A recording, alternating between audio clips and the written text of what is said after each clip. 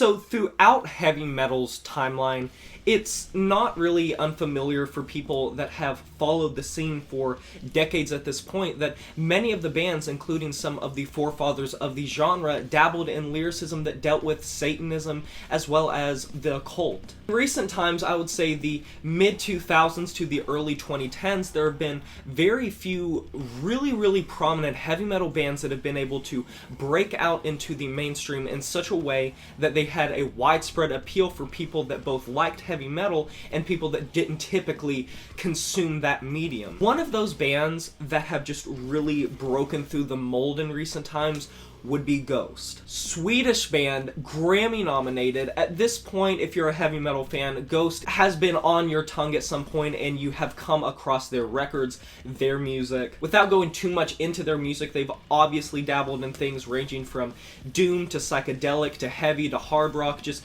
pretty much been all over the board, and nowadays they feel very arena rock-esque and sort of cinematic and orchestral, a little bit campy. But the idea that I had for this video and the topic that I'm going to broach, and hopefully I'm curious to hear your guys' thoughts on this, is Ghost's ability to commercialize Satanism and occultism for a modern audience in a way that very few other bands of their caliber can do. It's different for genres like black metal that have roots with bands that do play around with these themes, as opposed to a mainstream band that gets radio play, that gets played in stores, that gets Grammy nominations, and genuinely becomes one of the most popular modern heavy metal bands. Now, I want to give music listeners the benefit of the doubt and say that people do their research more often than not, but there definitely are some shallow-minded people that just will never understand why Ghost has become this popular when they have these themes. Looking at their past, they had trouble in Nashville, if I remember correctly, because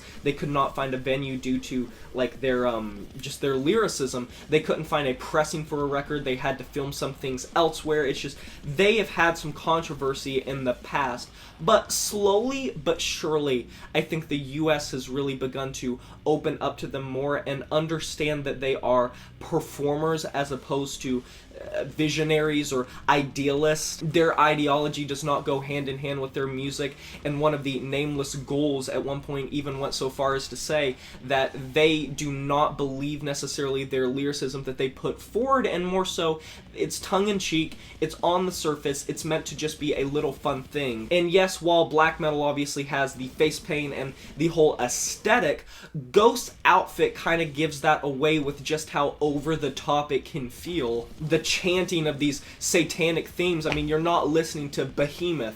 When you look at a band like Behemoth, I'm not saying that they believe in Satan or they believe in God or they believe in this or that, but it's very clear that they definitely have much more of a blunt force push than Ghost does. While other bands that play with the satanic and occult themes can feel dark and very macabre, Ghost on the other hand just feels sort of spooky. There's nothing really about Ghost that just breathes evil. Sure, the lyrics are evil, but the execution doesn't really feel like a genuine dark spirit is coming to wrap its hands around your throat and gnarl you up and take your soul and possess your body and carry your corpse to hell or something. I mean, there are genuinely bands that have that sort of aesthetic and have that sort of atmosphere.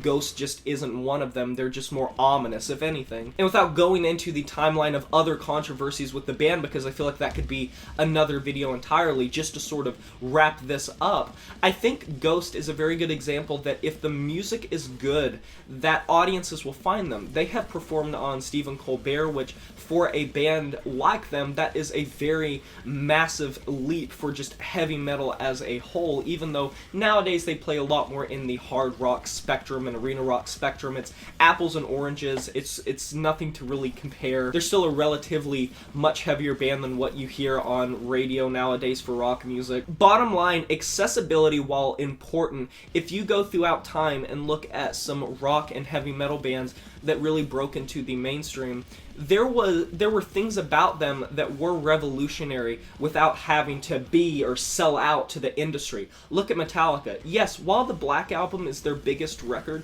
they were maintaining a good amount of commercial success with a very heavy throttling thrash metal sound. Look at bands like Slayer, look at bands like Megadeth.